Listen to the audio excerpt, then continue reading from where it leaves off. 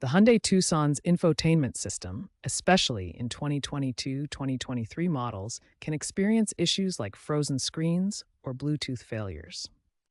There are two main types of resets: a reboot, also called soft reset, and a factory reset. A reboot or soft reset restarts the system without deleting your data. To perform a reboot, hold the power button for about 10 seconds or use the system menu. A factory reset erases all user data, restoring the system to its default settings. Access this through Settings, System, Reset, Factory Reset. Remember, the default PIN for many models is 0000. Understanding the difference between these resets is crucial for troubleshooting effectively.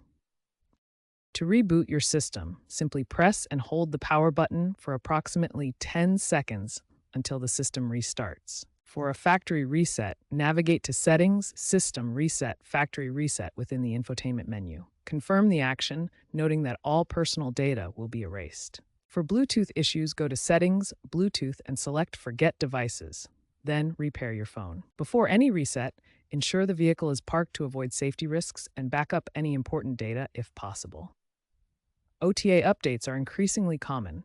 Ensure your system is up to date via the My Hyundai app to minimize the need for manual resets.